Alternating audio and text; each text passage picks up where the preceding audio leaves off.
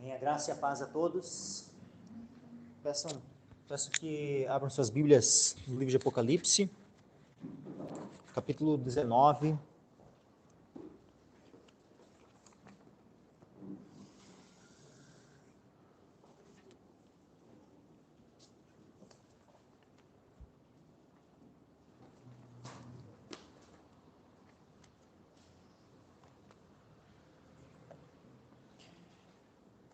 Apocalipse 19, versículo 11.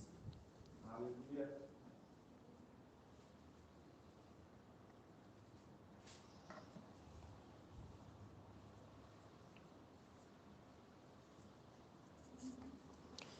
Então, Apocalipse 19, versículo 11, diz assim a palavra do Senhor. E vi o céu aberto, e eis um cavalo branco, e o que estava sentado sobre ele chama-se Fiel e Verdadeiro, e julga e peleja com justiça.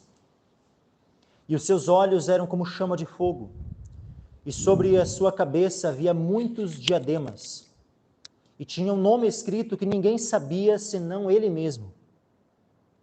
E estava vestido de uma veste tingida em sangue, e o nome pelo qual se chama é a Palavra de Deus.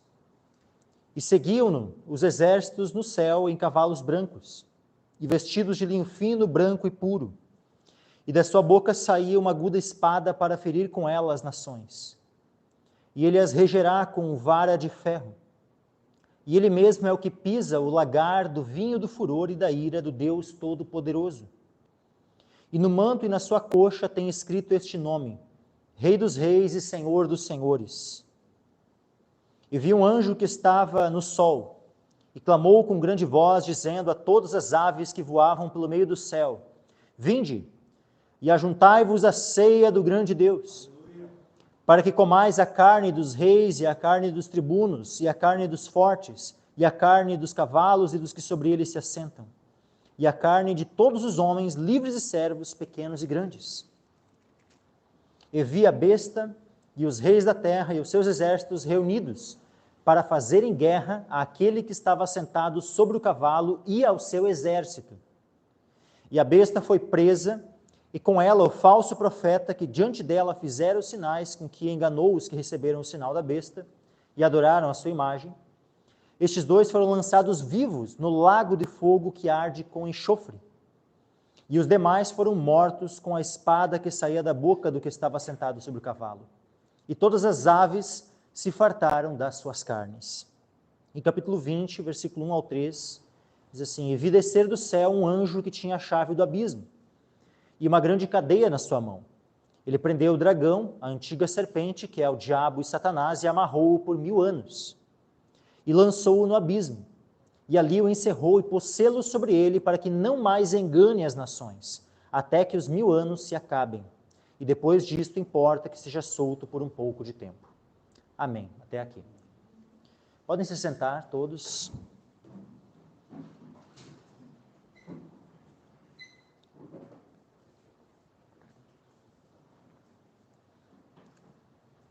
Então, que nós chegamos no texto, no livro de Apocalipse, assim, que descreve de maneira mais ampla, e direta, assim, clara, a vinda do Senhor Jesus. A esperança que nós temos, essa vinda que nós amamos, que nós aguardamos, que nós desejamos, aqui descrita de maneira tão gloriosa, porque assim é a vinda do Senhor. A vinda do Senhor, ela será gloriosa. Ele virá em poder, em grande glória. E aqui então nós vemos versículo 11: Vi o céu aberto, e eis um cavalo branco, e o que estava sentado sobre ele chama-se Fiel e Verdadeiro, e julga e peleja com justiça. Então nós vemos aqui que o Senhor Jesus, ele vem vitorioso. Ele vem aqui tanto como um juiz, mas também como um guerreiro, porque é dito que ele julga e peleja com justiça. Ou seja, ele não vem apenas para julgar, senão estaria somente escrito, e ele julga com justiça, mas ele também vem para pelejar, para guerrear, para batalhar. Só que, diferente das guerras que nós vemos por este mundo, Quais dessas guerras nós podemos dizer assim, essa guerra está acontecendo e o motivo é justo? Temos lá, Rússia invadindo Ucrânia. Que justiça há nessa invasão? Nós temos guerras em outros locais. Que justiça há, sabe, nas guerras que são travadas neste mundo? Onde a maior parte delas, a motivação são riquezas, é o roubo daquilo que pertence a outra nação, ou simplesmente o ódio que uns têm para com os outros. Motivos muitas vezes que o engano de falsas religiões tem levado, né, homens a batalharem uns contra os outros. Mas agora a batalha do Senhor, a peleja do Senhor Jesus, quando Ele vier, Ele vai vir, Ele vai batalhar, Ele vai guerrear, só que Ele peleja com justiça. O motivo dessa guerra é completamente justo, santo. Muito se fala, né, em guerra santa, só que infelizmente, sabe, esse nome ficou tão deturpado assim, né, justamente porque muitas das guerras que já aconteceram ao longo da história, com motivações pecaminosas, foram chamadas de guerras santas. Na verdade, essas guerras que os homens vêm travando, a não ser aquelas que de fato o Senhor, que a gente vê na Escritura, né, onde o Senhor dá uma ordem, né, nós vemos no Antigo Testamento algumas situações assim, a não ser algo, né, que o Senhor ordenou, né, como por exemplo quando Deus manda Saul lá destruir os malequitas. Aquela era uma guerra santa. Ou quando Moisés separa aqueles 1000 de cada tribo e vão aqueles 12.000, né, lá registrado lá no livro de Números, né, contra os midianitas. Aquelas guerras lá eram guerras santas? Sim. O próprio Senhor é quem mandou o povo batalhar, pelejar. Mas agora, voltando, a grande maioria das guerras não são santas, especialmente aquela, né, chamada a jihad islâmica, né, que muitos chamam a guerra santa. Aquilo de santo não tem nada, meus irmãos. Isso é se apropriar, né, de algo assim que não faz sentido algum. É uma batalha do engano, para promover o engano. Isso é o que a guerra que os muçulmanos fazem, né, deve se chamar. Não é uma guerra santa, é uma guerra do engano. Agora, esta guerra, essa peleja, sim, é uma peleja justa e santa. Porque o Senhor é santo, o Senhor é justo, então Ele vem e batalha especialmente contra o pecado, os pecadores, aqueles que não quiseram se submeter ao seu governo. Viu o céu aberto e eis um cavalo branco, e o que estava sentado sobre ele chama-se Fiel e Verdadeiro. Ele já foi descrito assim no início do livro de Apocalipse, ainda nas cartas às igrejas. Lá no capítulo 3, versículo 14, a igreja Laodiceia, é dito assim: e ao anjo da igreja de Laodiceia escreve, isto diz o Amém, a testemunha fiel e verdadeira. Então Jesus Cristo ele já foi descrito como uma testemunha fiel e verdadeira. Aqui é dito que o que estava sentado sobre, né, aquele cavalo branco se chama fiel e verdadeiro. Jesus é aquele que ele diz assim, eu sou o caminho, a verdade e a vida. Ele é a própria verdade. Por isso que ele se chama fiel e verdadeiro. Porque ele não pode mentir, ele é fiel. Se há uma coisa que Deus não pode fazer é mentir. Por isso que ele se chama fiel e verdadeiro. Nós vemos no versículo 12 aqui, os seus olhos eram como chama de fogo. Seus olhos eram como chama de fogo. E isso aqui também nós já vimos antes no livro de Apocalipse. 2 vezes. Tanto na primeira descrição de Cristo, no livro de Apocalipse, quando João tem aquela primeira visão do Senhor, no capítulo 1 e versículo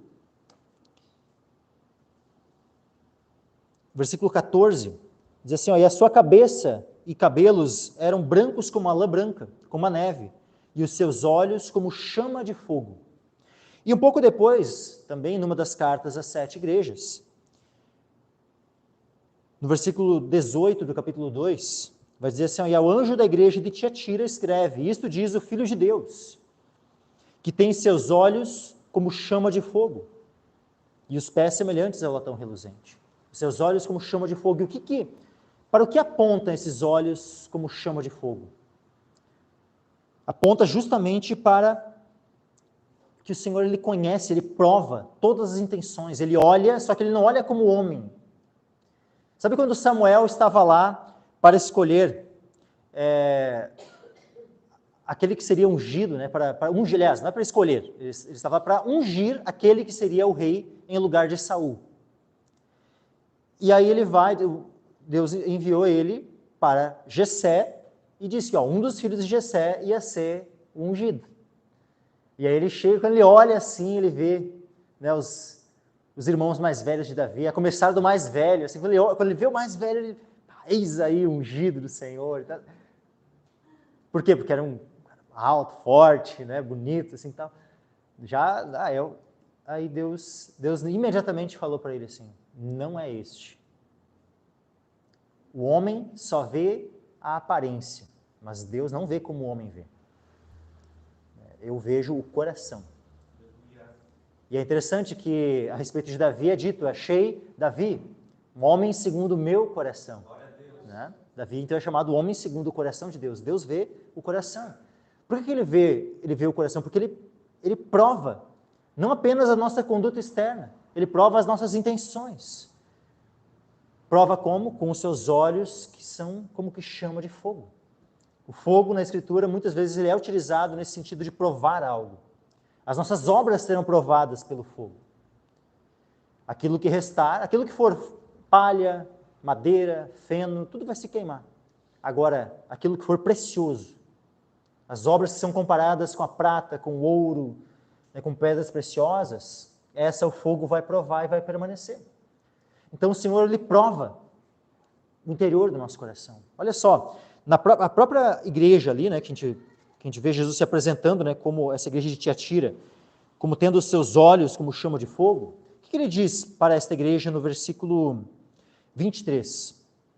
E destruirei com morte a seus filhos, e todas as igrejas saberão que eu sou aquele que sonda as entranhas e os corações. Voltando só um pouquinho, 21 e 22, já. Depois a gente lê o 23 novamente. Apocalipse 2, versículo 21 a 23. E dei-lhe tempo para que se arrependesse da sua fornicação, e não se arrependeu. Eis que eu a porei numa cama, e sobre os que adulteram com ela virá grande tribulação, se não se arrependerem das suas obras. Vejam, o Senhor, ele dá tempo para que se arrependam.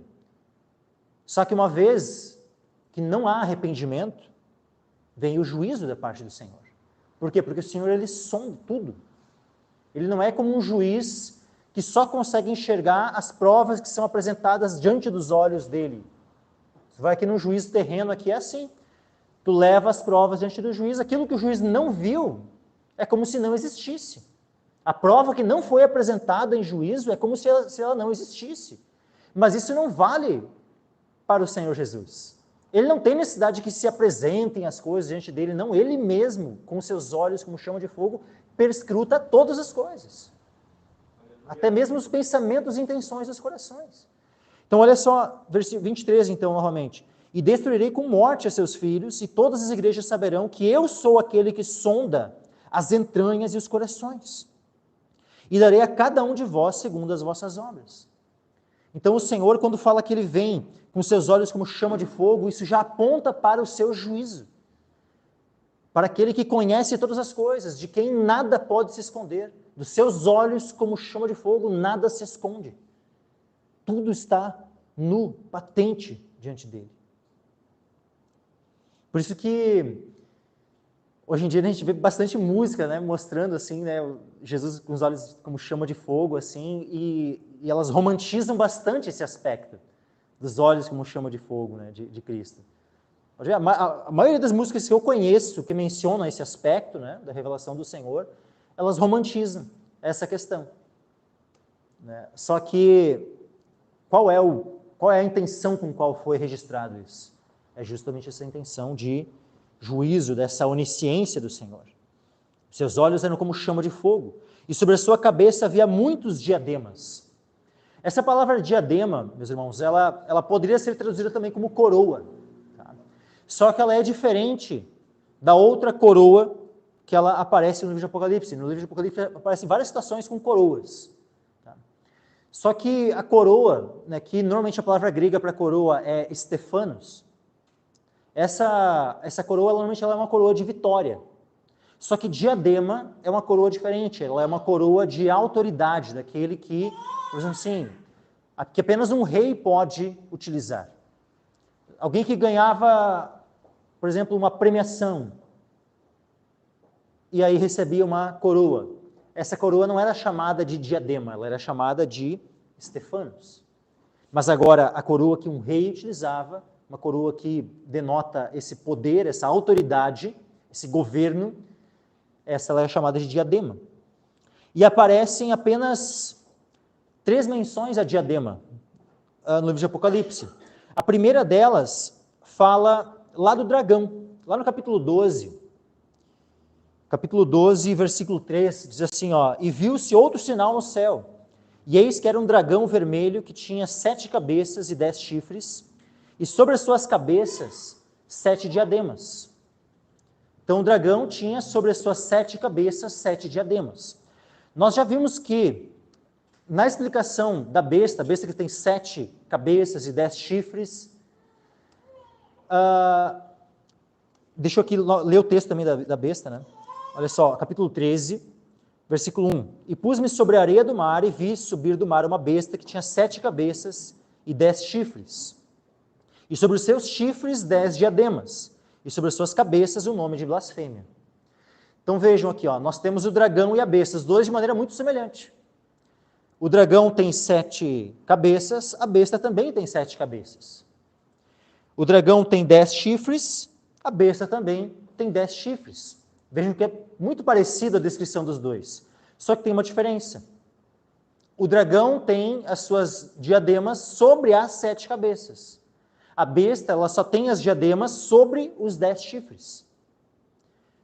Por que isso? Por que essa diferença entre um e outro? Porque as cabeças da besta são justamente esses reinos ao longo da história. Nós já vimos ali no capítulo 17, quando eu expus aqui a interpretação do capítulo 17 de Apocalipse, que as 7 cabeças da besta são aqueles reinos que dominaram sobre a terra de Israel, desde a época do Egito. Egito, Assíria, Babilônia, o Império Medo-Persa, o Império Grego, no caso o grego macedônico, né? O Império Romano e, por fim, o 7º império, que vai ser o Império do Anticristo. Então são esses 7 impérios nos quais Satanás está por trás desses impérios. Por isso que nas 7 cabeças do dragão estão as diademas. Porque em todos esses impérios Satanás estava por trás.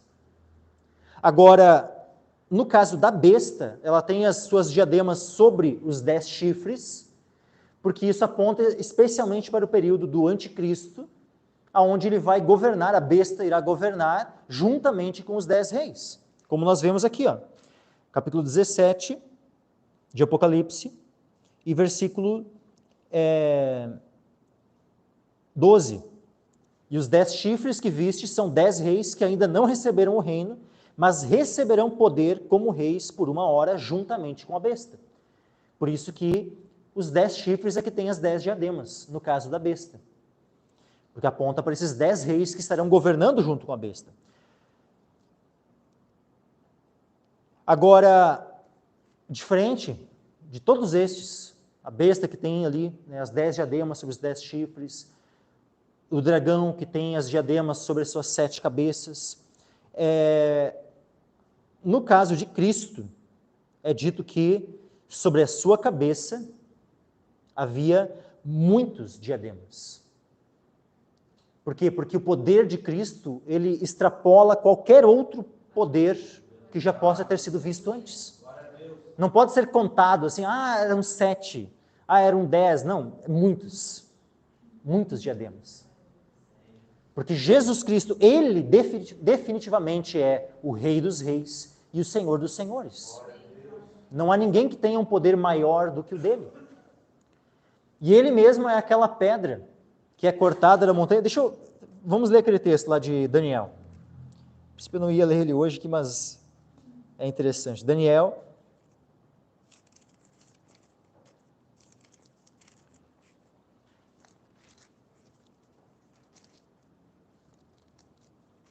Daniel capítulo 2.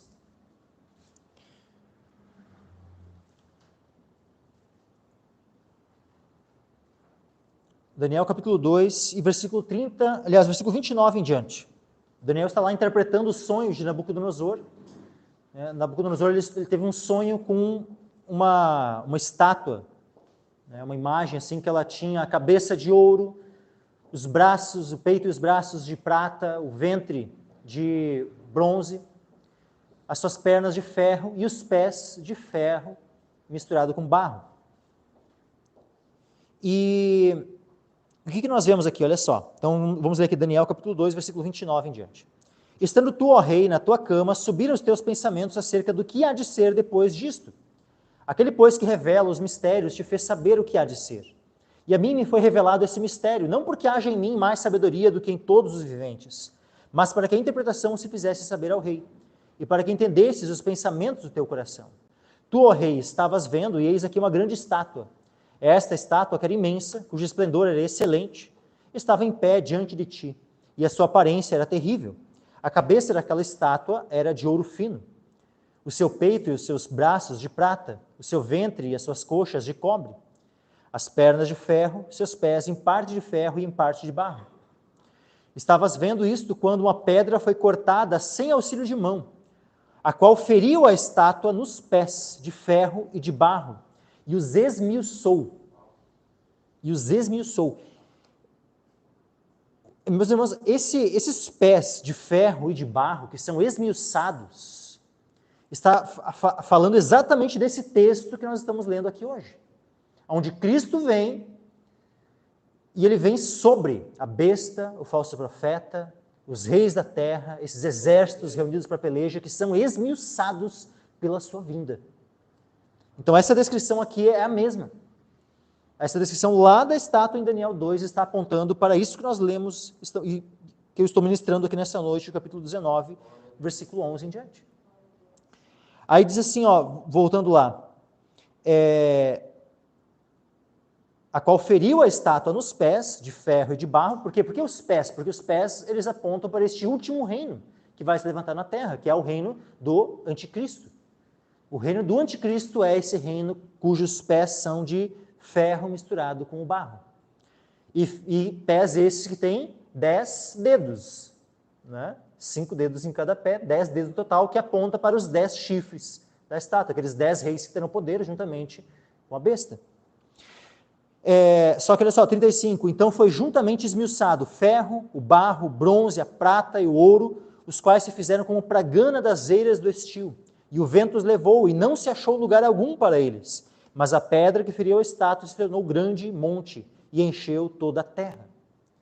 Por quê? Porque justamente o reino de Cristo, que é estabelecido a partir da sua vinda, e domina sobre todo o mundo, e nunca mais passará. É um reino que não vai mais passar. E aí, a própria interpretação, olha só. Este é o sonho também, a sua interpretação, diremos na presença do rei. Tu, ó rei, és rei de reis, a quem o Deus do céu tem dado o reino, o poder, a força e a glória. E onde quer que habitem os filhos de homens, na tua mão entregou os animais do campo, as aves do céu, e fez que reinasses sobre todos eles. Tu és a cabeça de ouro. Depois de ti se levantará outro reino inferior ao teu, e um terceiro reino de bronze, o qual dominará sobre toda a terra. E o quarto reino será forte como o ferro, pois como o ferro esmiuça e quebra tudo, como o ferro que quebra todas as coisas, assim ele esmiuçará e fará em pedaços. E quanto ao que viste dos pés e dos dedos, em parte de barro, de oleiro e em parte de ferro, isso será um reino dividido. Contudo, haverá nele alguma coisa da firmeza do ferro, pois viste o ferro misturado com barro de lodo. E como os dedos dos pés eram em parte de ferro e em parte de barro, assim por uma parte o reino será forte e por outra será frágil. Quanto ao que viste do ferro misturado com o barro de lodo, misturar-se-ão com semente humana, mas não se ligarão um ao outro, assim como o ferro não se mistura com o barro. Por que isso? Assim como o ferro não se mistura com o barro, misturar-se-ão, aliás, se ligarão um ao outro, como diz, misturar-se-ão com semente humana, mas não se ligarão um ao outro. Isso aponta especialmente para esse amálgama, mas que não é um amálgama completo, das forças satânicas no tempo do fim, o dragão dando o seu poder à besta e tudo mais. Ou seja, vai haver essa união, né, tanto a maneira mais completa jamais vista, né, dos poderes demoníacos apoiando um governo e o governo humano, que é o próprio anticristo, o falso profeta, né, os reis e tudo mais. São todos homens. Mas quem está por trás de todos estes? Satanás, seus principados, os demônios. Eles vão estar ali ligados um ao outro, mas, aliás, misturar-se-ão, né, mas de maneira que não se liguem, né, completamente. 44, mas nos dias desses reis, desses reis, né, porque são 10 reis, mais o anticristo, né, e tal. 44, mas nos dias desses reis, o Deus do céu levantará um reino que não será jamais destruído. E esse reino não passará a outro povo. Esmiuçará e consumirá todos esses reinos, mas ele mesmo subsistirá para sempre. Amém? Porque esse é o reino de Cristo. É o reino que Jesus vem instituir nessa terra. Agora, voltando lá, Apocalipse 19, versículo 12. E os seus olhos eram como chama de fogo, e sobre a sua cabeça havia muitos diademas, e tinha um nome escrito que ninguém sabia, senão ele mesmo. E é um nome que não está revelado, então eu não vou entrar aqui no dia, a gente vai saber, né? O dia que Jesus voltar, que nós somos arrebatados, nós iremos saber esse nome que até o momento só ele sabe, né?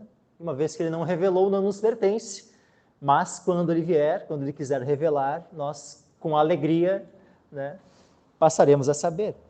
Versículo 13. E estava vestido de uma veste tingida em sangue. E o nome pelo qual se chama é a palavra de Deus. Olha só isso, ele estava vestido com uma veste tingida em sangue. E se ele está vindo com uma veste tingida em sangue, né, o mais natural seria entendermos, né, que o sangue das suas vestes apontaria para o sangue que ele mesmo teria derramado na cruz. Só que tem um detalhe aqui. Que esse texto aqui, de maneira mais ampla, ele está apontando para o cumprimento de profecias. Então, nós vamos lá. Ó. Ele está vestido de uma veste tingida em sangue. E o nome pelo qual se chama é a palavra de Deus. Vamos só ler um pouquinho mais adiante, ó, o 14 e o 15. E seguiam-no os exércitos no céu em cavalos brancos e vestidos de linho fino, branco e puro. E da sua boca saiu uma aguda espada para ferir com ela as nações, e ele as regerá com vara de ferro, e ele mesmo é o que pisa o lagar do vinho, do furor e da ira do Deus Todo-Poderoso. Ele mesmo é o que pisa o lagar do vinho, do furor e da ira do Deus Todo-Poderoso. Então, meus irmãos, essa veste tingida em sangue, ela não aponta tanto para o sangue de Cristo que ele derramou na cruz, mas sim para o sangue que ele vai derramar dos seus inimigos na sua vinda. Ou seja, esses mesmos que ele irá pisar no lagar do vinho, do furor e da ira do Deus Todo-Poderoso. Vejam aqui algo que já foi descrito no livro de Apocalipse, Apocalipse 14, versículo 19 e 20. Aliás, desde o 18, Apocalipse 14, do 18 ao 20. E saiu do altar outro anjo que tinha poder sobre o fogo, e clamou com grande voz ao que tinha foice aguda, dizendo: lança a tua foice aguda e vindima os cachos da vinha da terra, porque já as suas uvas estão maduras. E quem são essas uvas maduras? Isso aqui está apontando para os ímpios que já estão com os seus pecados já na medida máxima, já completa. Ou seja, onde, né, já alcançou os próprios céus, né, como a gente já viu, né, no juízo da Babilônia. Né? Versículo 19, e o anjo lançou a sua foice à terra, e vindimou as uvas da vinha da terra, e as atirou no grande lagar da ira de Deus. Onde é esse grande lagar da ira de Deus? É Armagedon, é o vale de Armagedon, que é onde esses exércitos estarão reunidos para a peleja, para a batalha. E o lagar foi pisado fora da cidade, e saiu sangue do lagar até aos freios dos cavalos, pelo espaço de 1.600 estádios. Uma coisa que eu já tinha comentado, né, a questão dos 1.600 estádios, poderia fazer uma referência, né, a questão, né, da porção dobrada, né, que a Babilônia vai receber de juízo. Mas uma outra, né, possibilidade de interpretação aqui para esses 1.600 estádios é também a própria medida da Terra Santa, da Terra de Israel. A medida da Terra de Israel, né, nos tempos bíblicos, assim, era aproximadamente 1.600 estádios. E como Armagedon fica em Israel, no caso, sim, fica dentro do território de Israel, fica ao norte da cidade de Jerusalém, não logo ao norte, sim, mas é mais ao norte, né, de Jerusalém, que se localiza Armagedon, que é onde esses exércitos estarão reunidos para a batalha. Como a gente percebe também, juntamente, né, com a descrição da vinda do Senhor, a gente percebe batalhas acontecendo em Jerusalém e em outros locais, ali da região de Israel. É possível que justamente o Senhor venha e intervenha, né, e extermine com todos esses inimigos, principalmente em Armagedon, mas em todo o território de Israel. Por isso os 1.600 estádios. Só que olha só, o sangue que saiu do lagar, diz assim, ó, e o lagar foi pisado fora da cidade, e saiu sangue do lagar até aos freios dos cavalos. Isso aponta especialmente também para Cristo e os seus exércitos vindo, todos eles montados em cavalos. Por isso também o sangue, né, apontando, né, ou seja, espirrou até aos freios dos cavalos. Mas tem outro texto que é muito tremendo, que eu já tinha lido ele em uma outra oportunidade, mas vamos ler ele novamente, que é Isaías 63. Isaías 63, versículo 1 em diante, diz assim: Quem é este que vem de Edom, de Bosra, com vestes tintas, este que é glorioso em sua vestidura, que marcha com a sua grande força? Então, é feita uma pergunta aqui. E essa pergunta é feita, né, a alguém que estava, né, vindo de Edom, de Bosra, com suas vestes tintas, e que diz que ele era glorioso em sua vestidura. E aí vem a resposta. O Senhor fala: eu que falo em justiça, poderoso para salvar. Aqui está, nós já podemos identificar quem é que é o nosso Senhor. Ele que é o que fala em justiça, ele que é aquele que é poderoso para salvar. Aí o versículo 2 tem uma outra pergunta: por que está vermelha a tua vestidura e as tuas roupas como as daquele que pisa no lagar? Aí olha só o que o Senhor diz: eu sozinho pisei no lagar, e dos povos ninguém houve comigo. Eu os pisei na minha ira, e os esmaguei no meu furor, e o seu sangue salpicou as minhas vestes, e manchei toda a minha vestidura, porque o dia da vingança estava no meu coração, e o ano dos meus remidos é chegado. E olhei, e não havia quem me ajudasse, e admirei-me de não haver quem me sustivesse. Por isso o meu braço me trouxe a salvação, e o meu furor me susteve. E atropelei os povos na minha ira, e os embriaguei no meu furor, e a sua força derrubei por terra. Então aqui nós vemos, sabe, essa descrição de maneira tão ampla, tão forte, dessa vitória do Senhor contra esses exércitos que estarão reunidos para a batalha contra ele. E a sua veste se manchando de sangue, tingida em sangue. Ou seja, Apocalipse 19:13, e estava vestido de uma veste tingida em sangue. Isso já aponta, meus irmãos, por mais que ele está, né, ainda aponta ele vindo, né, nos céus e já com a sua veste tingida em sangue. Mas por quê? Já com a sua veste tingida em sangue.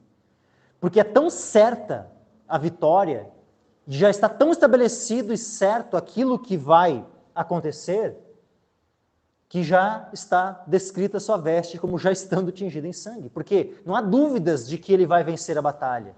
Não há dúvidas de que aqueles exércitos serão exterminados. Não há dúvidas. Não há assim, mas será que não tem ali 0,00001% de chance de, né, quando vê, ele não ser vencedor daquela batalha? Não há. Não, ela é tão certa que as vestes dele vindo para a batalha já são descritas como estando tingidas em sangue. De tão certo. Ou seja, não é algo que haja dúvida alguma da sua vitória nessa batalha. Então ele estava vestido de uma veste tingida em sangue. O nome pelo qual se chama é a palavra de Deus. Da mesma forma como João, né? João é quem escreve o Apocalipse. O mesmo João, quando escreve o Evangelho, ele inicia o Evangelho dizendo: no princípio era o Verbo, e o Verbo estava com Deus, e o Verbo era Deus. É a palavra do grego logos, a mesma palavra aqui. Palavra aqui é logos também, da mesma forma como, né? Só que numa foi traduzida para verbo, mas poderia também ter sido traduzido como palavra. No princípio era a palavra, e a palavra estava com Deus, e a palavra era Deus. Poderia ser traduzido assim. Mas vê aqui, ele é chamado de a palavra de Deus, porque ele é o verbo que se fez carne. Habitou entre nós, morreu por nós, ressuscitou ao terceiro dia, subiu aos céus e vai voltar, como verbo de Deus, como a palavra de Deus. 14, e seguiam-no os exércitos no céu em cavalos brancos, e vestidos de linho fino, branco e puro. Então o Senhor Jesus, ele vem, mas ele não vem sozinho. Ele vem juntamente com seus exércitos. E aqui os seus exércitos fala tanto dos anjos, como fala de nós, do seu povo, que vai ser arrebatado nesse dia. Fala dos dois. Por que dos anjos? Vamos pegar aqui um exemplo. Eu poderia aqui citar vários versículos, mas para não tomar, né, o tempo, vamos pegar aqui uma das citações do próprio Cristo. Mateus 16, versículo 27. Porque o Filho do Homem virá na glória de seu Pai, com os seus anjos, e então dará a cada um segundo as suas obras. Então Jesus, ele fala claramente que quando ele vier, ele vai vir com os seus anjos. Então, óbvio, quando nós vemos aqui, e seguiam-no os exércitos no céu, em cavalos brancos, e vestidos de linho fino, branco e puro, se Jesus disse que os anjos iam vir com ele, é certo que dos que fazem parte desse exército, os anjos estão aqui. Agora a questão é que alguns, mas e aí nós estaríamos também fazendo parte desses exércitos? Nós também, meus irmãos. Vamos ver aqui, Mateus capítulo 24, Mateus 24,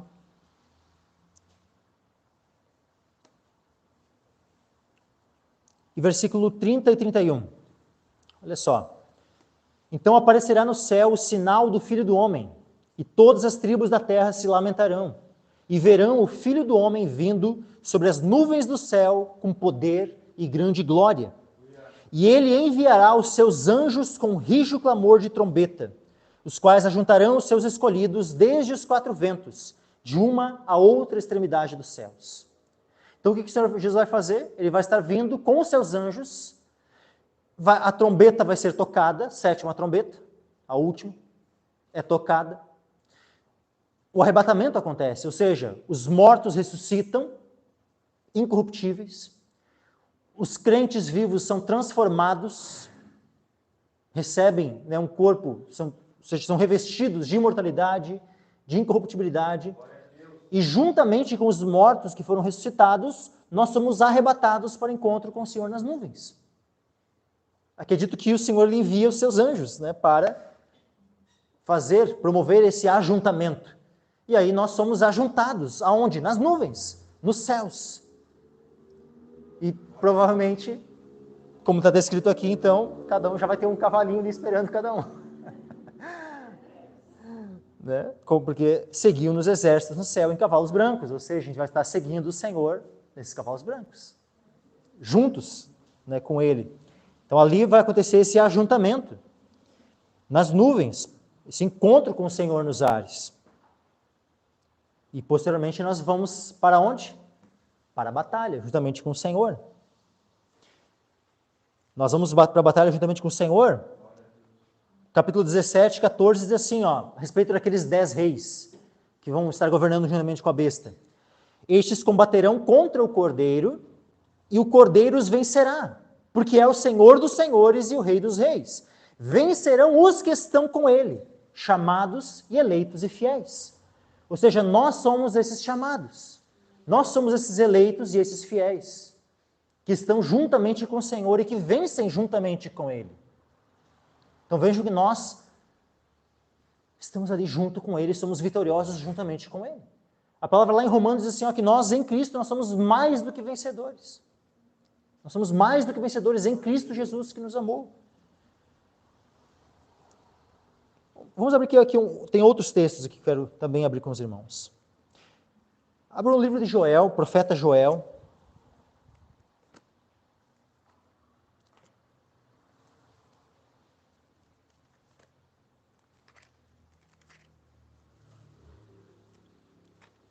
Joel logo depois de Oséias. Tem Daniel, Oséias e daí Joel. Joel capítulo 3, versículo 9 em diante. Joel capítulo 3, versículo 9 em diante. Olha só. Proclamai isto entre os gentios. Preparai a guerra, suscitai os fortes, cheguem-se, subam todos os homens de guerra. Forjai espadas das vossas enxadas e lanças das vossas foices. Diga o fraco, eu sou forte. Ajuntai-vos e vinde, todos os gentios em redor, e congregai-vos. O que é essa palavra aqui? Tu vê, está falando de gentios sendo reunidos na terra, tanto que é dito, né? Façam lanças das vossas foices, forjar espadas das vossas enxadas, tal. Isso aqui não está sendo falado para o povo de Deus, tá? Esses são os gentios sendo reunidos, ou seja, essa reunião aqui é a reunião de Armagedon. Ou seja, é justamente aqueles exércitos que estarão reunidos para pelejar contra o Senhor. Só que o Senhor está dizendo ali, façam isso, preparem a guerra, suscitem os fortes, cheguem-se, subam, todos os homens de guerra. Podem subir, se preparem todos. Forjem espadas, lanças, diga o fraco, eu sou forte. Podem se preparar à vontade, da melhor forma que vocês puderem, se preparar para a batalha. Ajuntai-vos, vinde, todos os gentios em redor, congregai-vos. Isso. Ou seja, gentios se congregando em Armagedon. Agora, olha só o Senhor. Ó Senhor, faze descer ali os teus fortes. Ou seja, faze descer. Por quê? Porque nós estaremos nas nuvens com o Senhor.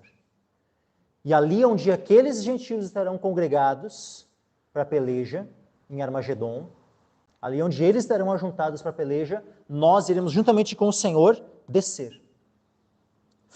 Ó Senhor, faze descer ali os teus fortes. Versículo 12, suscitem-se os gentios e subam ao vale de Jeosafá, pois ali me assentarei para julgar todos os gentios em redor. Lançai a foice, porque já está madura a seara. Vinde e descei, porque o lagar está cheio, e os vasos dos lagares transbordam, porque a sua malícia é grande. Multidões, multidões no vale da decisão, porque o dia do Senhor está perto, no vale da decisão.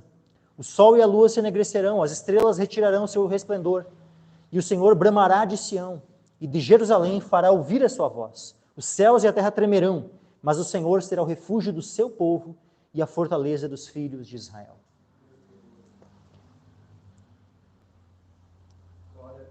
Aqui, voltando aqui para Apocalipse, capítulo 19. Então, seguiam no versículo 14, né? Seguiam nos exércitos no céu em cavalos brancos e vestidos de linho fino, branco e puro. Essa descrição aqui das vestes daqueles que acompanham o Senhor Jesus é a mesma descrição das vestes da esposa do Cordeiro. No mesmo capítulo, vejam aqui, versículos 7 e 8, do capítulo 19 de Apocalipse. Olha só. Regozijemo-nos e alegremo-nos e demos-lhe glória, porque vindas são as bodas do Cordeiro, e já sua esposa se aprontou. E foi-lhe dado que se vestisse de linho fino, puro e resplandecente, porque o linho fino são as justiças dos santos. Então, essa esposa do Cordeiro está vestida com um linho fino, puro e resplandecente, de maneira semelhante como os exércitos que vêm juntamente com Cristo, vestidos de linho fino, branco e puro. Por quê? Porque ao mesmo tempo em que a igreja, analisada, né, olhada de uma forma coletiva, é a esposa do Cordeiro, mas individualmente nós também somos os convidados, né? Porque assim, a esposa vai se casar com o Cordeiro, já é casada, vai se casar, né? Tem todos esses aspectos na Escritura assim, né, que mostra esse relacionamento com o Senhor, mas nós também somos os convidados Coletivamente nós somos a esposa, mas individualmente nós somos os convidados para as bodas. Como diz lá no versículo 9. E disse-me, escreve, bem-aventurados aqueles que são chamados à ceia das bodas do Cordeiro. Bem-aventurados aqueles que são chamados à ceia. Isso denota um convite. Só que, e aqui também individualmente, nós somos esses soldados desse exército. Coletivamente, nós somos o exército. Né? Então, assim, sempre vai existir esses aspectos coletivo e também individual, no que tange ao nosso relacionamento com o Senhor Jesus. Versículo 15. E da sua boca saía uma aguda espada, para ferir com ela as nações. E ele as regerá com vara de ferro. E ele mesmo é o que pisa o lagar do vinho do furor e da ira do Deus Todo-Poderoso. Então, que nós já vimos nesse aspecto, né, de que de ele pisando o lagar, né, ou seja, o Senhor destruindo os seus inimigos na sua vinda. Mas focando mais no início do versículo, né, da sua boca saiu uma aguda espada para ferir com ela as nações. Então, o Senhor, tanto Ele pode, com a sua palavra, né, com uma palavra, terminar com tudo, ferir as nações, com o seu poder, e ponto. Ele não precisa da ajuda de ninguém. Ele sozinho pode destruir completamente os seus inimigos.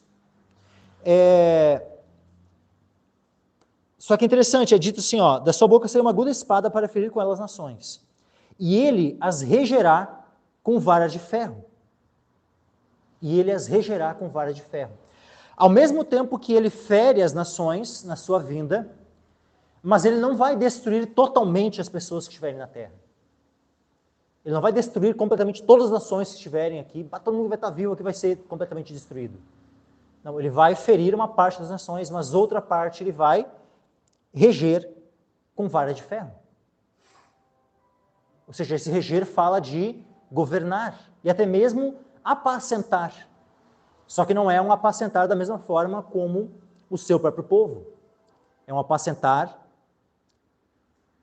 de justiça, onde ninguém não pode sair da linha. Hoje em dia, né, a gente tem... Como é que são os governos, né? A gente vê um monte de injustiça acontecendo, a gente vê crimes acontecendo e não são punidos. A gente vê homens corruptos que continuam no governo ou continuam podendo fazer mil e uma coisas, não acontece nada. Agora, quando o Senhor Jesus estiver governando, vai ser tolerância zero contra as injustiças. Quando o Senhor Jesus estiver governando, nós finalmente iremos ver um governo perfeito, um governo perfeitamente justo. O Senhor ele vai reger as nações com vara de ferro. Só que é interessante que essa promessa ela é feita a nós também. Lá no início, nas cartas às igrejas, olha só, capítulo 2, versículo 26 e 27. Apocalipse 2, versículo 26 e 27, diz assim, ó, e ao que vencer e guardar até o fim as minhas obras, eu lhe darei poder sobre as nações. Ou seja, nós iremos receber juntamente com Cristo poder sobre as nações. Olha o versículo 27. E com vara de ferro as regerá e serão quebradas como vasos de oleiro, como também recebi de meu Pai. Ou seja, nós iremos compartilhar de Cristo todos esses aspectos. Nós iremos compartilhar com Cristo a sua vitória sobre os reis que estarão reunidos para peleja. A gente já leu ali o texto, né? Que Cristo os vencerá e nós iremos vencer com Ele. Nós iremos compartilhar com Ele esse governo. Olha só, Ele vai nos dar poder sobre as nações e nós juntamente com Ele iremos reger essas nações com varas de ferro. Nós juntamente com Ele iremos quebrá-las como vasos de oleiro. Então esse quebrá-las como vasos de oleiro, eu creio que aponta principalmente para esse dia da vinda, onde o Senhor Jesus destrói muitos dos ímpios, e aonde nós, os seus santos, estaremos juntamente com Ele executando a sua ira. Onde nós vemos, por exemplo, uma menção a isso num salmo que eu também já li um outro dia, mas eu quero relembrar esse salmo aqui hoje novamente. Salmo 149, que diz assim, ó, Salmo 149, Vamos ler aqui o versículo 4 em diante. Porque o Senhor se agrada do seu povo, ornará os mansos com a salvação. Exultem os santos na glória, alegrem-se nas suas camas. Esteja na sua garganta os altos louvores de Deus. Olha só isso, meus irmãos. Vamos lá. Porque o Senhor se agrada do seu povo. Ou seja, ele fez o seu povo agradável a si em quem? Em Cristo. Como diz lá em Efésios. Ele nos fez agradáveis a si no amado. É tão tremendo aquele versículo de Efésios, meus irmãos. Nós somos agradáveis a Deus, mas não por nós mesmos, mas por causa de Cristo. Ele nos fez agradáveis a si no amado, que é Cristo. Então, em Cristo, nós somos o povo que agrada o Senhor. Diz assim, ornará os mansos com a salvação. E aqui nós podemos ver especialmente a glorificação. Quando nós iremos receber um corpo imortal, incorruptível. Um corpo preparado para estar eternamente na presença de Deus. Por isso ornará os mansos com a salvação. Exultem-os, e também aponta também para as vestes, né, as quais são descritas ali. Nós tendo essas vestes de linho fino, branco e puro, que são as justiças dos santos.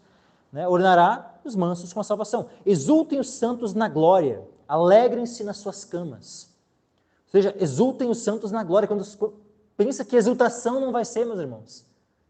Quão exultantes nós não estaremos quando o dia do arrebatamento chegar, quando o Senhor Jesus estiver voltando e nós encontrando Ele nos ares. Olha só o versículo 6. Estejam na sua garganta os altos louvores de Deus. Estejam na sua garganta os altos louvores de Deus. Da mesma forma como nós vimos ali, aqueles aleluias, né, no início do capítulo 19, e sendo falado com uma voz tão tremenda assim, né? E eu vi como a voz de uma grande multidão, como que a voz de muitas águas, como que a voz de grandes trovões, que dizia aleluia, pois já o Senhor Deus Todo-Poderoso reina. Ou seja, os altos louvores de Deus, né, nas nossas gargantas. E depois, a segunda parte do versículo 6, e espada de 2 fios nas suas mãos, para tomarem vingança dos gentios e darem repreensões aos povos, para prenderem os seus reis com cadeias, os seus nobres com grilhões de ferro, para fazerem neles o juízo escrito. Esta será a honra de todos os seus santos. Louvai ao Senhor. Então, meus irmãos, eu entendo que essa profecia não tem outro momento para haver cumprimento que não seja no dia da vinda do Senhor Jesus. Mas por que muitas vezes Jesus ele parece ser descrito como que vencendo sozinho? É porque nós, meus irmãos, nós somos vistos em Cristo. Assim como Cristo, muitas vezes, ele é descrito como ele sendo, né, o rei, aquele que governa e tal, mas, em outros momentos, nós somos descritos como governando juntamente com ele, reinando com ele. Ou seja, nós estamos unidos a Cristo, meus irmãos. Desde o momento que nós fomos salvos. E por toda a eternidade, nós seremos um com ele. Então não há necessidade de sempre haver, sabe, essa descrição das duas situações juntas. Às vezes vai descrever só Cristo. Mas nesse dia da batalha, nesse dia da vinda do Senhor, é Ele. E é lógico, Ele não é porque Ele precisa de nós, que nós estaremos batalhando juntamente com Ele. Mas é porque, como diz ali o Salmo, essa será a honra dos seus santos. O Senhor deseja nos honrar e Ele vai nos honrar com a participação nessa batalha final. É isso, meus irmãos. Aí diz assim, versículo, agora lá, Apocalipse 19, e versículo 16. E no manto e na sua coxa tem escrito este nome, Rei dos Reis e Senhor dos Senhores. E no manto e na sua coxa tem escrito este nome, Rei dos Reis e Senhor dos Senhores. Aí o que acontece? Sabe que tem pessoas que tentam advogar a defesa, assim, né, de a gente fazer tatuagens e tal, baseado nessa passagem. Ah, não, é porque Cristo tem tatuado na coxa dele, né, Rei dos Reis e Senhor dos Senhores. E chega a ser, né, quase que motivo de riso, assim, uma argumentação dessa, sabe, para tentar defender, né, o fazer tatuagens, né. Porque a questão é a seguinte, quando diz assim, ó, no manto e na sua coxa tem escrito este nome, Rei dos Reis e Senhor dos Senhores. Meus irmãos, vocês acham sinceramente que Jesus estaria vindo glorioso, né, o Rei dos Reis, o Senhor dos Senhores, montado no seu cavalo branco, que nem um He-Man, Conan, assim, né, com a coxa toda aparecendo, assim, sabe? Né, e daí podendo ver daí escrito assim, né, na coxa dele, Rei dos Reis, Senhor dos Senhores. Será que é assim que Jesus, que o nosso Senhor vai estar, né, o nosso sumo sacerdote, né, vestido assim, mal e mal, com uma espécie de tanguinha, que daí fica aparecendo a coxa. Né, aparece toda a pernona, assim, escrito na coxa, né, Rei dos Reis, Senhor dos Senhores. Não, tem gente que acha que vai ser assim, né? Só que, meus irmãos, não é assim. Jesus não vai estar vindo nos céus dessa forma, né, com essas coxas toda à mostra e tal, não.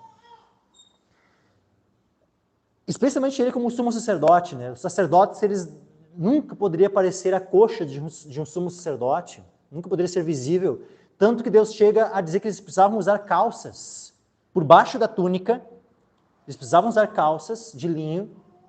Lá em Levítico, se tu quiser, é só abrir lá, né? Eu não vou abrir aqui agora, mas abre lá em Levítico, procura por calças na Bíblia que tu vai encontrar. As calças de linho que eles precisavam estar utilizando. E aí, imagina Jesus que é o nosso sumo sacerdote, com as coxas aparecendo. Se um sacerdote na época que aparecesse sua coxa, Deus disse que ele poderia morrer. De tão, sabe... Então...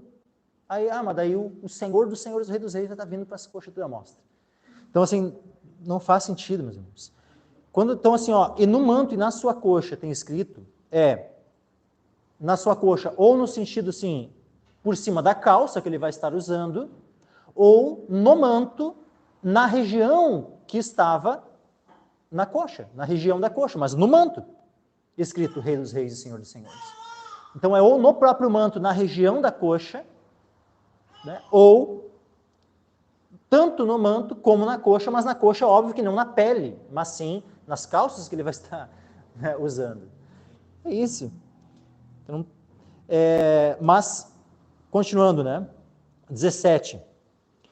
E vi um anjo que estava no sol e clamou com grande voz, dizendo a todas as aves que voavam pelo meio do céu: vinde e ajuntai-vos à ceia do grande Deus, para que comais a carne dos reis, a carne dos tribunos, e a carne dos fortes, a carne dos cavalos e dos que sobre eles se assentam, e a carne de todos os homens, livres e servos, pequenos e grandes.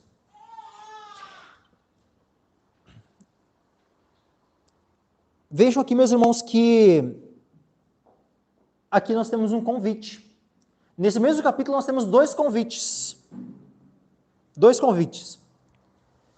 E dois convites a duas ceias. Olha só, no capítulo 19, versículo 9, nós temos ali uma bem-aventurança. Vejam, disse-me, escreve, bem-aventurados aqueles que são chamados à ceia das bodas do Cordeiro. E disse-me, estas são as verdadeiras palavras de Deus. Mas nós temos uma outra ceia também. Uma outra ceia, e que vai ser feito um convite, vinde e ajuntai-vos à ceia do grande Deus. Só que a quem é feito esse convite? Não é aos homens.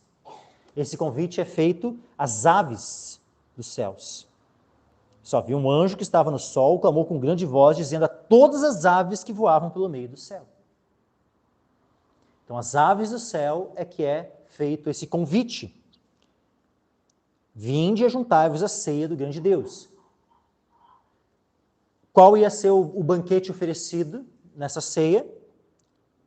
A carne dos reis, a carne dos tribunos, dos fortes, dos cavalos, dos que sobre eles se assentam, dos homens livres e servos, pequenos e grandes. Todos aqueles que vão estar ajuntados para a batalha contra o Senhor. A carne de todos eles vai ser oferecida às aves dos céus. É interessante, tem uma passagem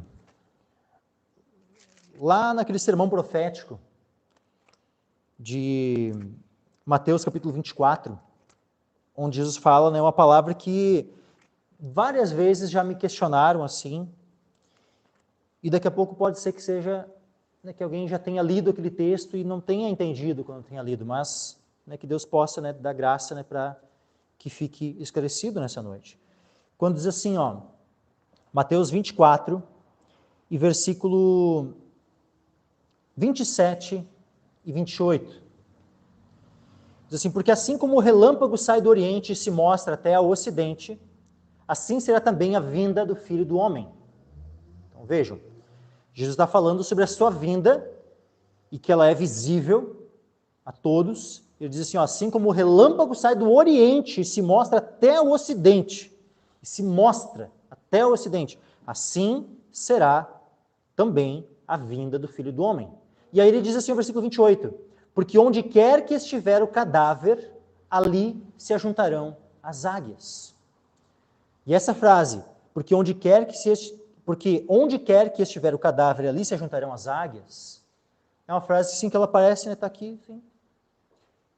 É porque ele falou da vinda dele, mas daí ele vai e fala uma frase dessas, porque onde quer que estiver o cadáver, ali se ajuntarão as águias. Só a questão é, porque no contexto da vinda dele,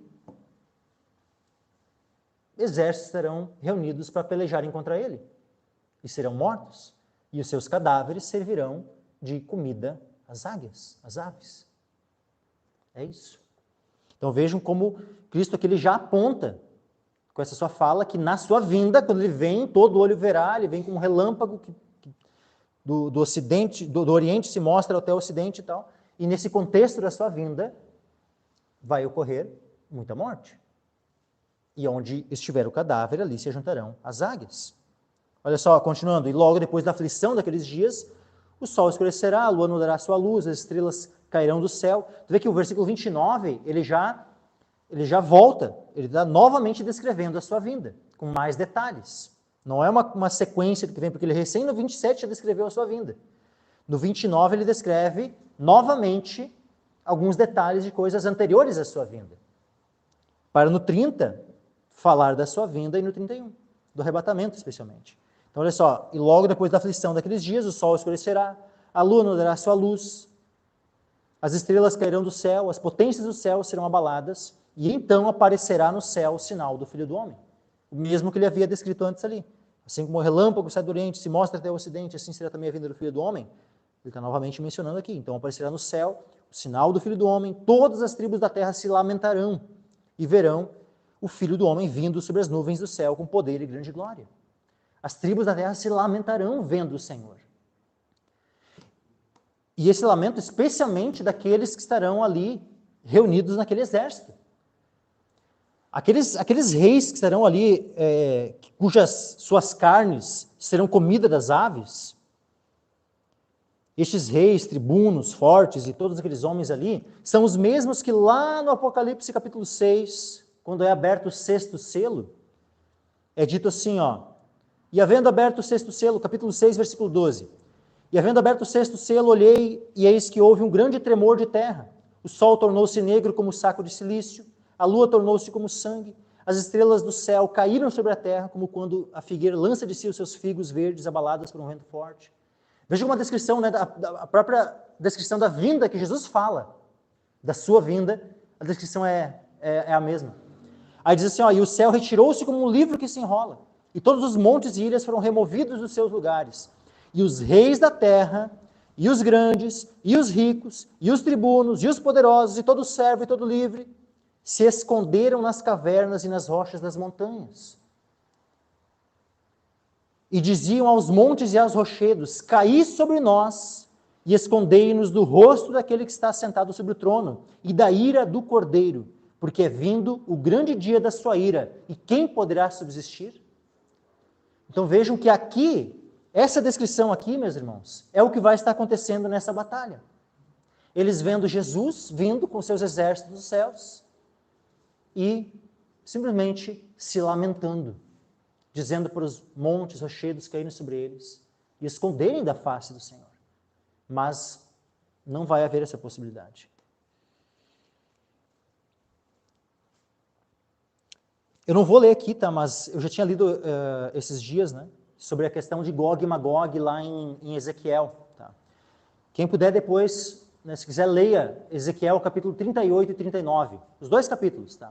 Ezequiel 38 e 39.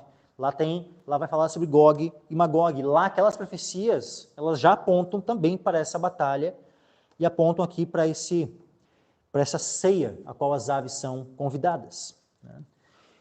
Agora aqui, versículo 19, Apocalipse 19, versículo 19. E vi a besta e os reis da terra e os seus exércitos reunidos para fazerem guerra àquele que estava sentado sobre o cavalo e ao seu exército. Então vejam que a besta, os reis da terra, os seus exércitos, eles estão reunidos não apenas para fazer guerra ao Senhor Jesus, mas também ao seu exército, ou seja, a nós que estaremos reunidos juntamente com o Senhor, para fazer guerra contra todos. Então vamos estar ali reunidos. Só que olha só, eles vão ter alguma chance? Não. Versículo 20, o que é dito? E a besta foi presa, e com ela o falso profeta, que diante dela fizeram sinais. Vocês simplesmente não vão ter reação nenhuma. É que nem quando tu vê, sabe, não sei se tipo, não estou aqui indicando, tá, para que assistam, né? Também eu não tenho costume de ficar assistindo esse tipo de esporte, né, de luta, tá? Mas é óbvio que eu já vi algumas situações assim, já vi, não tenho esse costume de ficar vendo esse tipo de coisa, mas já vi algumas lutas, né? Mas especialmente aquelas assim onde um nocaute ele acontece assim já de pronto, tipo, nem acontece luta, só um contra o outro, assim, já em poucos segundos já dá só um soco, então, o outro já cai, deu, acabou a luta ali. Nem houve de fato é algo semelhante a isso. O Senhor Jesus vem, eles estão lá prontos para batalhar, e simplesmente quando eles se derem conta, o anticristo já vai estar preso, o falso profeta e tal. Quando se derem conta, eles já acabou, eles não vão conseguir ter reação alguma contra o poder do Senhor. Simplesmente assim, vi a besta, os reis da terra, seus exércitos reunidos para fazer guerra. Estão ali, tentando, o objetivo deles antes, quem sabe, de verem o Senhor vindo, era fazer a guerra, mas quando for de fato o momento, não tem. A besta foi presa, com ela o falso profeta, que diante dela fizeram sinais, com que enganou os que receberam o sinal da besta. Ou seja, aqui o falso profeta claramente é descrito como aquela segunda besta, a besta que emerge da terra, lá em Apocalipse 13. Essa besta tinha feito sinais, enganou os que receberam o sinal da besta e adoraram a sua imagem. E estes dois, ou seja, tanto a besta, o anticristo, como o falso profeta, eles foram lançados vivos no lago de fogo que arde com enxofre.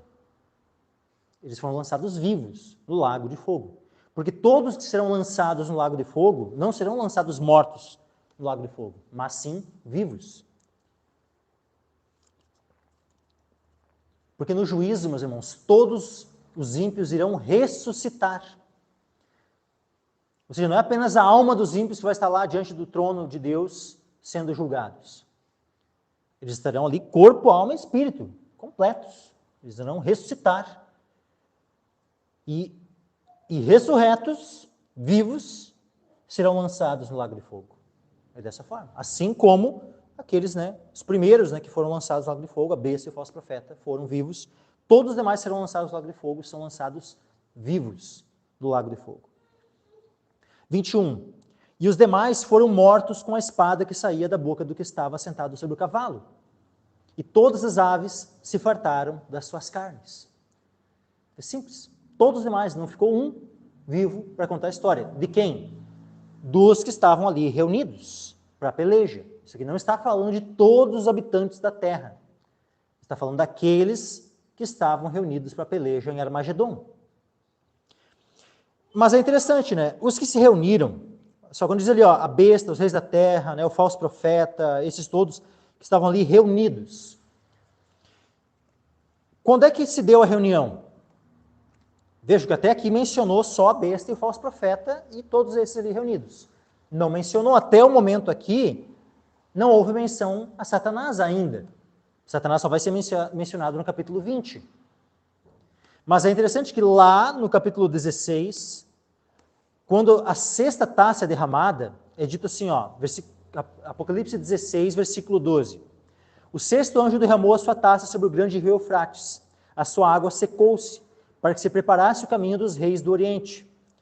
E da boca do dragão, primeiramente, da boca do dragão, da boca da besta e da boca do falso profeta, vi sair 3 espíritos imundos semelhantes a rãs, porque são espíritos de demônios que, fazendo milagres, vão ao encontro dos reis da terra e de todo o mundo para os congregar para a batalha daquele grande dia do Deus Todo-Poderoso. E aí no versículo 16 diz, e os congregaram no lugar que em hebreu se chama Armagedon. Então vejam que o dragão foi o primeiro a ser mencionado, aquele que teve, né, o intento, aquele que agiu para que ocorresse essa reunião, esse congregar ali para essa batalha. Só que aqui, no capítulo 19, nós não vemos aqui uma menção direta ao dragão. Né? Vemos ali a besta sendo presa, o falso profeta, todos os outros, né, reis e exércitos ali sendo mortos pelo Senhor, e as aves então se fartando das suas carnes, ou seja, as aves obedeceram o convite do Senhor e vieram a essa ceia, virão, né, a esta ceia. Mas agora no capítulo 20, versículo 1 ao 3, nós temos a menção ao dragão. Ele foi o primeiro, mas Deus quis deixar ele mencionado por último. Né? Versículo 1 do capítulo 20, então, diz assim, e vi descer do céu um anjo, que tinha a chave do abismo e uma grande cadeia na sua mão. Vejam que, versículo 2, e ele prendeu o dragão, a antiga serpente, que é o diabo e Satanás, e amarrou-o por 1000 anos. Primeiro, vi descer do céu um anjo. Não diz aqui um anjo forte, um anjo glorioso, um anjo... Várias vezes a gente vê no Apocalipse, né, menções assim tremendas, né, de anjos assim. Mas aqui a única descrição que é e vi descer do céu um anjo. Por quê? Porque para Deus prender Satanás, ele não precisa mandar o anjo mais poderoso, o mais belo. Não. Um anjo. Ele pode pegar assim, deixa eu ver, pode ser tu livre. Eu? É tu mesmo. Vai vazio, sim. Um anjo. Um anjo. Ponto. É o suficiente. Vi descer do céu um anjo que tinha a chave do abismo e uma grande cadeia na sua mão. Ele prendeu o dragão, a antiga serpente, que é o diabo e Satanás, e amarrou-o por 1000 anos e lançou-o no abismo. E ali o encerrou e pôs selo sobre ele, para que não mais engane as nações até que os 1000 anos se acabem. E depois disto importa que seja solto por um pouco de tempo. Ou seja, aqui já faz então essa menção de que Satanás ele vai ser preso só quando Jesus voltar. Só após a batalha de Armagedon é que Satanás é preso. Só a partir daí que ele não mais engana as nações. E mesmo assim é dito que, diferente do anticristo, né, da besta ali e do falso profeta, que já são imediatamente lançados no lago de fogo, Satanás não é lançado no lago de fogo.